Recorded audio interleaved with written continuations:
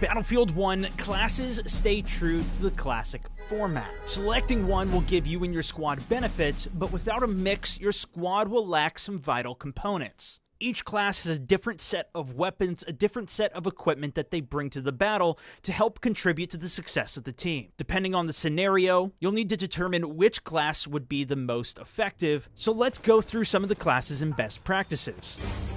Ideal to taking down close-range infantry and land vehicles, Assault's primary weapons include shotguns and submachine guns. Stick to the trenches and buildings to maintain cover and catch the enemies up close. Their equipment includes some heavy explosives, anti-tank grenades and dynamite for up close and personal, with an anti-tank rocket able to take down targets from long range. With infantry only, this is the best class to take down tanks. Work together with a few others and you can bring them down in no time.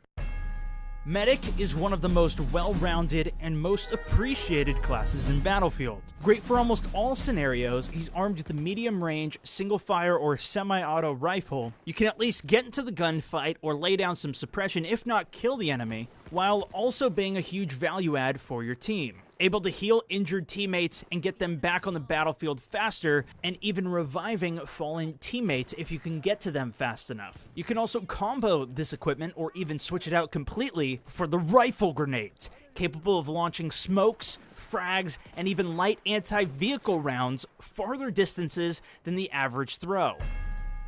With some of the most deadly weaponry, the light machine guns.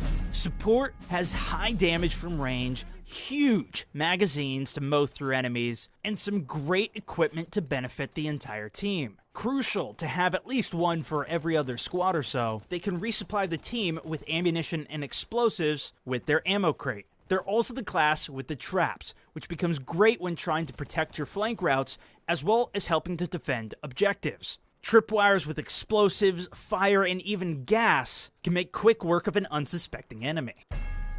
Finally, the Scout is... Hey guys, Jack Frags here, and in this video I'll be offering up some hot tips and strategy for the Sinai Desert map in Battlefield 1. Fun fact, this is one of the biggest Battlefield maps ever made. Let that sink in for a minute. Admittedly, a lot of that is desert area towards the E flag, but facts are facts. And because of its size, it can be a dangerous place to get around, and how, pray tell, can a Battlefield player survive in such a harsh climate? Let's see. If you're a big infantry player, there are a number of flags that you ideally want to float between. The antenna on C flag at the top of the map, the train station at D, and the outskirts flag at B. These are your best bets to go between as an infantry player. In between you and those flags is a village area, and it's the most built up area on the map, so SMGs on assault players can do very well here. Don't let that fool you though, because there are snipers everywhere on this map. Over towards B, there are multiple sniper spots near the rocks, so even heading over there can be dangerous. Keep out of line of sight as best you can and use the sand dunes and rocks as cover. If the dust storm comes in, even better, because you can easily use the horses to sneak behind enemy cover without being seen. And learn the spawn locations of the elite classes too. They spawn at 3 of the flags. If you want the tank hunter, he's over at E, the flame trooper spawns at B, and the sentry spawns over at F. Once they've been used and the player is killed, I believe they spawn back in after a few minutes, so be on the lookout.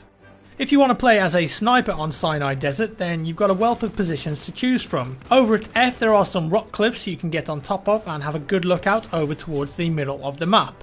This point is also perfect for the rush game mode.